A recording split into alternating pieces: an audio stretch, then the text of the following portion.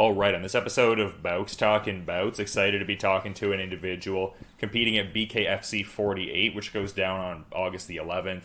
And we have Joshua Moreno knuckling up and towing the line against Jeremy Sauceda. And great getting to have Jeremy on the show for the very first time. How's everything going, man? You having a solid day so far?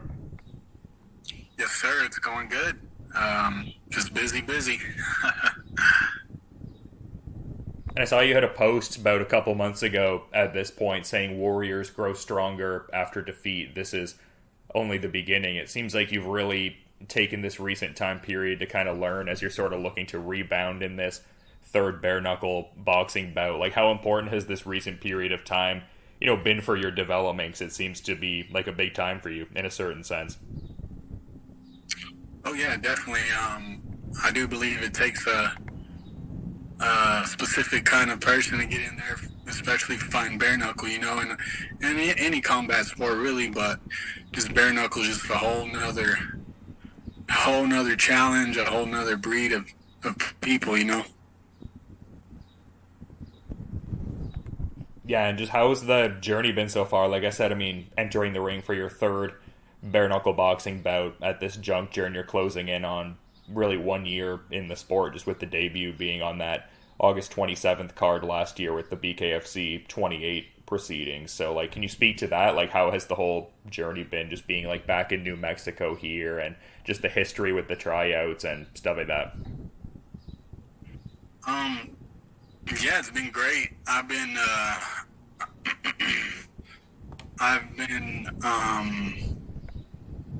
just trying to learn and figure out the difference between boxing and bare knuckle, So it's been quite a journey. It was great going out there the first fight and getting it done and fighting a great opponent. He's a good guy. I ended up talking to him afterwards on social media and stuff, and yeah, he's a good dude. And the second fight, I guess people were turning down Alonzo. They called me on a Tuesday, said, "Hey, would you like to fight? We're gonna probably do a catchweight at 180, somewhere around there." And I said, "Yeah, let's do it." And then so they called me on Tuesday, and Wednesday I was on the plane, headed over there. Yeah, I guess just speaks to your gamesmanship in a certain regard, though. Like, you seem like a guy that, consistently stays ready and whatnot. Is that something that you might analyze differently in the future, though? You're talking about it being like a short notice sort of thing and everything like that. Like, do you kind of re-examine taking fights like that in the future, or is it just about being game and wanting to compete, and that's something you could see yourself pursuing again in the future, like more of those short notice kind of opportunities? Yeah, I'll definitely take those into consideration. Yeah, obviously it's better to have a camp and everything, and have a notice before you fight. But when you're in a sport like this, you have to stay ready. You don't have as longevity, I would say, in most combat sports. So I would say you just have to stay ready and be prepared for anything, really. Yeah, and it seems like you also do a great job of just surrounding yourself with such great minds as well. Like, it seems like you're very driven yourself and have, like, a good mind for the game as you're kind of, pursuing these different fights yourself, but just seeing some of the people who presumably you're picking the brains of, like people like, Christine Faria. I saw you with her a little bit ago, but also people like Leonard Garcia and Tom Shove. So it seems like you're under, like, a few really good, learning trees, as it were. Oh yeah, definitely. Leonard's a really good friend of mine. We're really good friends, and that's kind of how I got into bare knuckles, through Leonard. When he was training for the Julian Lane fight, he said, "Hey, I heard you," because we were friends before that. He said, "I heard you're a good boxer." I said, "Yeah." He said, "Okay, let's get some rounds in." So we started training together. And he said, "Man, when the trials came up for Albuquerque, he said, 'Hey, you should really try out.'" So that's what I did. I went out there and I went out there short notice, and at that time I was just lifting weights. I wasn't doing any cardio or nothing. So I was about 220 and just yoked up. So it was a little different. I didn't have all the stamina and everything I do now, but it was good. Yeah, I mean, I imagine like the rigorous cardio and just like what the sport encompasses probably led to that changing in your physique, because it seems like from what you're talking about, it was like a pretty noticeable change in your biochemistry there from competing and readying for bare knuckle once Leonard got you into it. Oh yeah, definitely. I just, as soon as it started becoming something that I would pursue, I knew I had to get in shape and get ready. So that's what we did. And I guess just kind of tied into the point I was making before about how, as much as you, I guess, learn yourself, you also surround yourself with great people. Like, it was cool seeing like that photo floating around. I think it was like a year and a half ish ago of you with John Dodson, and shouted him out as a great fighter and great person. Just funny how things turn out, right? Just with him main eventing this card now. Yeah, that's true. I kind of forgot about that. I forgot about that photo now I think about it, but yeah, that's true. We were there at the tryouts for in Albuquerque, and yeah, I was just like, man, it was great meeting this guy. He's a great guy, and every time I've seen him since then, him and his brother, man, they're always good to me. They're great. They're always supporting me and liking my posts and stuff like that too. So yeah, man, I love those guys. Yeah, just fun to see the representation on the card here too. But just talking about New Mexico guys, I mean, your opponent here definitely fitting that bill as well, and just curious to get some of your thoughts on what you've seen from him, because it looks like per Tapology he's got at least like a few gloved boxing bouts to his credit, as well as 6 MMA bouts, and obviously the more localized bare knuckle record of 2-0 in BKFC. So I guess, what are your thoughts on his resume overall, and I guess some of the better stylistic attributes you may have seen from Moreno? Yeah, I think obviously he's long. He's gonna be pushing that. He has a good technique, as opposed to some of the other fighters, that fight bare knuckle more wild. I think he's a little more cleaner and picks his shots a lot better. So, and me coming from a boxing background, I mean, I've done the same thing. So I think it's going to be a really good fight. I think people are really going to enjoy watching it. Yeah, and as much as it's a new sport, I mean, just even kind of looking at your guys' background, like, I think maybe the layman kind of inference almost would be that maybe his approach would be more centric on like a pressure, like infighting kind of crowd you, like dirty box kind of approach, whereas maybe your inclination would be to kind of keep it at that boxing range more so. Like, obviously you'd be comfortable to mix it up wherever the fight goes and be fluid, but in a simplistic way, is that in a way kind of how this one breaks down almost? Yeah, definitely. I would say just because bare knuckle's so different, it's hard to just stay precise and pick your shots, and I've realized that from the previous bouts, that I can't just go in there trying to box. You gotta just let your instinct kind of take over and really just go at it, and putting it in layman's terms as much as you can. That's pretty much it. You gotta just go in there and be ready to duke it out. And I guess just in staying in line with this being a different sport from what you've done previously in like Queensbury rules boxing, I'm curious if there's certain aspects you've added to the camp, and kind of interesting because some fighters like almost don't go this route at all, like they almost dismiss it, but I also have seen a lot of bare knuckle fighters adopt kind of unique techniques to kind of strengthen the hands, as far as like, working with the Muay Thai boards and like punching the sand and just a variety of things like that. Are you kind of an individual that adds things like that into your camp, or is it largely something that resembles like how you'd prepare for a gloved boxing fight? No, I think it's completely not completely, but it's different for sure. Um, there's a lot of boxing camps here, a lot of the professional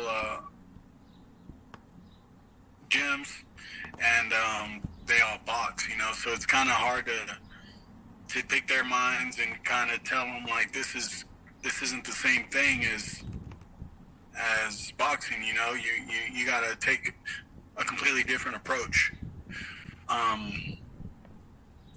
But yeah, definitely what I would do for hardening my knuckles is just hitting the leather bare a lot of the time. Yeah, also seen a bit of that as well, and I guess curious on the sparring end of things because some guys will go with like the larger gloves as is customary with like the Queensbury rules style of sparring, but some guys will work with like the MMA gloves to kind of replicate the range of bare knuckle a little more. Like, where are you at in that binary as far as how you handle the sparring for these fights? I've done both. I do a little bit of both. So I'll do some typical boxing with 16-ounce gloves, and then I'll switch it up and use maybe like a 4 or 5-ounce glove, and I'll spar with somebody that's a small glove, and typically someone doesn't want to get hit with that, so I'll have them put on a vest, body vest, and spar them like that. Yeah, good to get those different looks and stuff like that, but it seems like a great time for middleweight, like even on this card with the Sanchez versus Lacaz fight also going down at 175 pounds. Like, I guess what are your thoughts on the state of the division overall? Because as of this recording, like relatively recently, David Mundell notched that first title defense. Like, it seems like middleweight is in a pretty healthy state. I would think that would be exciting for you as a competitor. Just curious to get your thoughts on the general state of the weight category, I guess. Yeah, I like this. They've been trying to get me to fight at 165, and then soon after my last fight, they were already trying to give me a couple 185ers, and I said, you know what, I like 175, so I feel more comfortable. I feel stronger. I feel like if I drop down to 165, I won't feel as strong as I do at 175. So I like it. I like the weight class and the fighters that are in it at the moment. So yeah, I mean, the top five just so stacked for sure. I mean, just some great guys there. I mean, Francesco Ricci, former champion, number 4, still in the mix. But, I mean, you got a guy like Mike Perry, too, at the second spot in the category. And a lot of people kind of seeing him as one of the bigger faces in the sport. So, yeah, it seems like one of the bigger kind of focused divisions, for sure. Right. Yes, sir. Yeah, love to see it. But also curious to, get some insights on some of the, outside combat sports work it seems like you involve yourself in. I was noticing in the bio you had there on Instagram, I believe it was, that you're a music producer and a writer and do some A&R. I'm curious to get some insights on all of that. Like, how long has that been going on? And yeah, it just seems like a cool creative outlet. Like, curious to just get some insights on all that. Oh yeah, definitely. I started a pretty big music studios, record label, however you want to say it, both. About, let's say, 4 years ago, and we produce everything in house, mix, master, shoot our own videos, literally everything that has to do with entertainment, music, live podcasts, streams, streaming live, gaming live, just about anything and everything. And I've written a lot of music for multiple genres of music, so country, rock, rap, a little bit of everything. So, yeah. And it seemed like you were also involved in some acting from what I was seeing, too. Like, it looked like you were in a movie, even. Like, what was going on with all of that? That would seem like a cool creative outlet, also. Yeah, definitely. Yeah, from being in the studio and everything, and being in certain music videos that they've wanted me to act in and things like that. It kind of, the opportunity came up from a friend of mine. He shoots for a lot of people, and he knows a lot of producers. And he called me up one day and said, "Hey, they really like how you look. Send in some headshots and stuff like that." And so I did, and I had a little. They sent me some of the script and said, "Hey, we're gonna FaceTime you, the director and the producer." And I did a little casting. Or not casting, but I did a little test run right there, and they watched me as I read the lines and did everything, and they're like, "Hey, we'd like to have you in our movie." So, yeah, that's how that happened. No, it's cool, man. So is that something you'd like to do more of in the future, or was it more just the opportunity happened to pop up and you kind of saw a lane for it there? Like, did you develop a bit of a taste for it in a certain sense? Was it a fun experience overall? Maybe do some more of it? Yeah, it was definitely. It was a great experience. It wasn't as bad as I thought it was going to be. You know, I was worried about memorizing lines and doing certain space, having like certain facial expressions and stuff like that. But no, it went well. It was really good. They really enjoyed it, and should be coming out by the end of the year. Yeah, well, people will definitely have to check that out, and kind of cool that you, like learned something from it in a certain sense and stepped outside the comfort zone. I'm pretty sure a lot of like psychologists say like the two main things people are afraid of generally is like public speaking and physical confrontation. So it's kind of cool you're kind of tackling both at the same time. Yeah, yeah, it definitely is. I couldn't see myself doing this when I was in high school. I mean, high school, I couldn't even speak in front of the class. Was combat sports an outlet back then almost? Like, was that your form of expression almost? Like, did you get a cathartic reaction almost and an expressive kind of attachment with combat sports maybe because you're talking about maybe not being the most like, extroverted kind of guy in like a high school setting? Like, was combat sports almost that cathartic, expressive outlet, I guess? I would definitely say so. My parents never let me or my siblings play any sports growing up, so when I was finally able to do boxing or get into boxing, um, it kind of just was everything. I was everything to me. So I'd be in the gym as soon as I got out of school. I'd be in the gym for about 5-6 hours training. So yeah, I would definitely say so.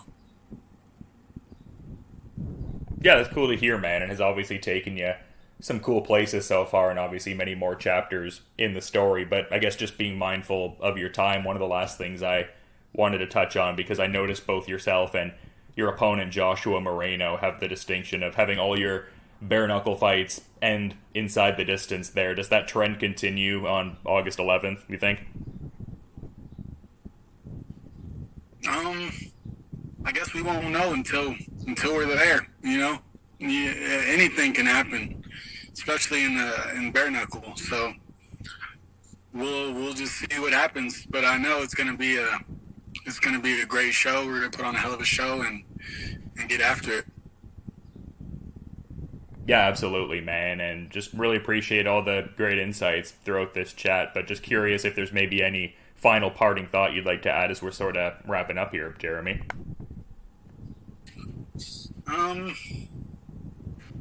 No, I don't. I can't think of anything right off the bat, but I think you covered everything pretty good. Yeah, that's what it's all about. I mean, definitely some cool topics to get into with you, and like I said, to reiterate, definitely appreciate those insights, and very much looking forward to BKFC 48. Seems like a great card on August 11th, and this Joshua Moreno fight should be a great middleweight matchup. But yeah, you enjoy the rest of your day, man, and again, thanks so much for the time. Yes, sir. Thank you for having me.